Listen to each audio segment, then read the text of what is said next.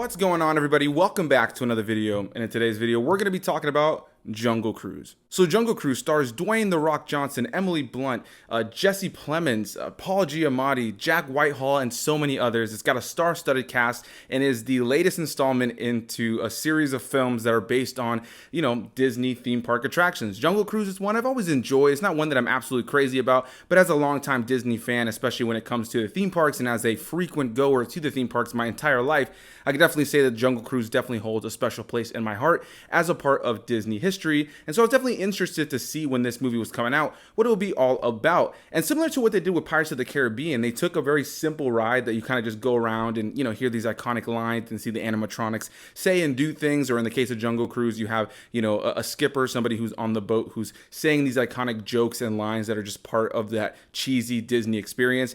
And they took that and adapted it into a movie. And similar to what they did with Pirates of the Caribbean, they added in this huge element of lore and curses and stuff that's actually pretty cool. The best way I can describe this movie is kind of like a cool blend of like Indiana Jones and Pirates of the Caribbean. You literally have cursed individuals in this film who are the villains of this film, who's similar to like Davy Jones pirates in Dead Man's Chest and At World's End for the Pirates of the Caribbean franchise, kind of have elements to their body that have taken on characteristics and elements from the world around them. In this case, it's the Amazon, but similar to what they did with Pirates, in that one it's the sea, and Davy Jones and all his people were kind of cursed to become these creatures of the sea. So they did something kind of similar here. This definitely took a page from the Pirates of the Caribbean book, but I like that 100%. I like the idea that you take a ride at Disney that's a pretty simplistic, straightforward, kind of could be boring for some people ride, and kind of make it this big over-the-top adventure and add elements to it that the ride just doesn't have. I think rides like that kind of leave you open to being able to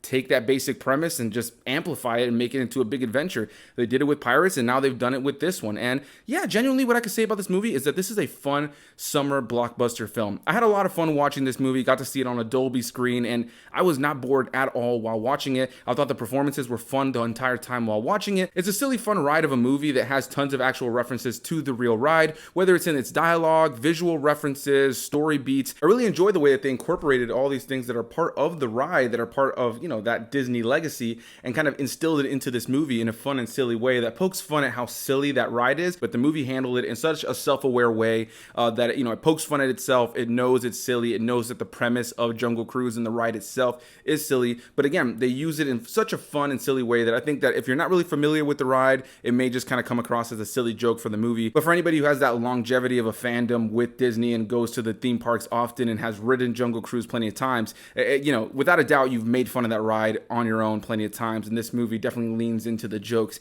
that are definitely being made to some of the jokes that are made in the actual ride, and then just like some of the visual references. So I really enjoyed all the references and everything that really connected to that original ride. But beyond that, this movie very much is its own thing. It's a fun adventure about these people going to get something in the middle of the Amazon, that they have to kind of go through these dangerous waters, deal with dangerous creatures, and like I mentioned, there are cursed undead individuals who are also part of this whole thing. Without a doubt, what I will say right now is my biggest negatives when it comes to this film are underdeveloped villains and fairly generic villains, which in turn kind of led to predictability when it came to the narrative in a lot of ways. This isn't a movie that's going to blow your socks off in terms of the narrative. There's not a bunch of twists and turns that you didn't see coming, but there were some twists and turns that I didn't see coming here and there throughout the course of the film. Just based on the trailers and the posters, there were things that happened that I didn't expect to happen while watching the movie. And that's one of my favorite things about an adaptation like this, is because you're adapting a ride that doesn't really have a whole lot of content outside of some silly lines and some animals that are around, and the fact that you're on a boat.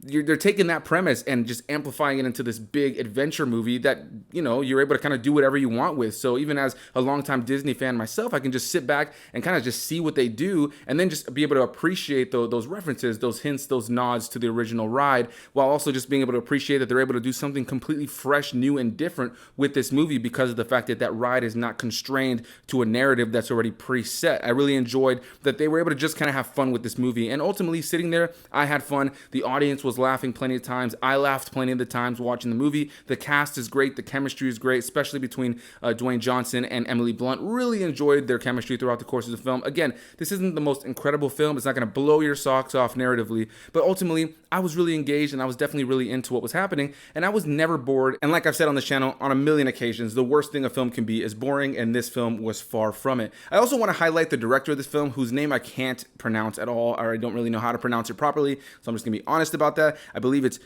Jaume Collet-Serra. I'll have it written down here so you guys can check it out. I don't really know how to pronounce his name properly. Sorry about that. But he has directed some films that I've seen, quite a few actually. A lot of his films I have seen, some of which I actually really enjoy.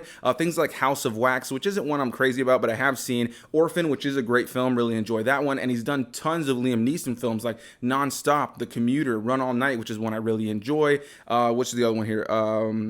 The Unknown, that's another one. And then The Shallows, that shark movie that I actually walked into the theater to watch that movie once alone. There was nobody else in the theaters. Anybody who knows me knows I'm completely afraid of sharks. So I walked into that movie, opening scene happened, and I just got up and walked right out and walked into whatever Purge was out at that time. I can't even remember what I ended up watching that day. But yeah, The Shallows, never saw it. But yeah, I'm familiar with this guy's filmography, and ultimately I enjoyed his directorial style here. The movie was light, it was silly, it was fun, it was over the top, but it was serious when it needed to be, and it was just a big over-the-top blockbuster film that got me attached to the characters, had me smiling throughout, and had me engaged in some fun action and adventure moments that ultimately was just, again, a good popcorn, sit down, drink some soda, and just sit there and enjoy a movie kind of movie. This is really what you go to the movies for, in my opinion, and being able to sit there in a Dolby theater and just have all this over-the-top action kind of taking place in front of me on this big screen with all the loud noise around me.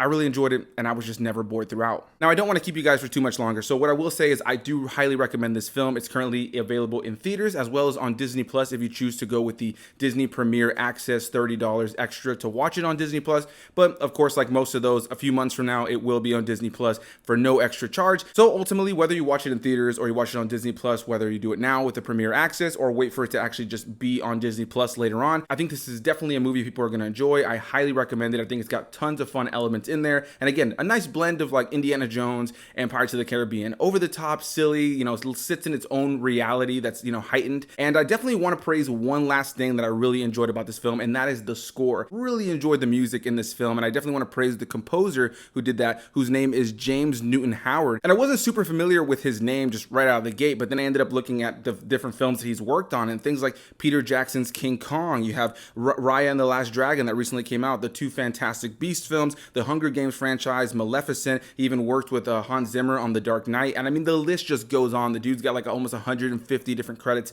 where he is the composer alone, and the dude obviously is incredibly talented and continues to get work for good reason. And I really enjoyed what he did with this film. I thought it was big, fun, and light when it needed to be. There was a whimsical element to the score of this film, and again, when it needed to get dark and get serious and get big and over the top, it was really awesome. And there was also some fusion of some like metal and rock elements into the score at times, so you did have this more traditional Disney whimsical score at times, and then sometimes it got pretty serious and had this rock and roll vibe, and I like that change throughout. I really enjoyed the way that the tone was set a lot of times because of the score, and I think that James Newton Howard definitely is to be praised for how much fun this movie was. The music definitely made it a far more exciting adventure. So big thanks to you guys for watching. Please hit that like button if you guys enjoyed this video, and comment your thoughts. Have you seen Jungle Cruise? Did you like Jungle Cruise? Are you planning on seeing it? I do highly recommend it, and I look forward to hearing what you guys have to say. So please leave a comment down below in the comment section. I definitely want to hear back from you guys, and I'll see you guys in the next one.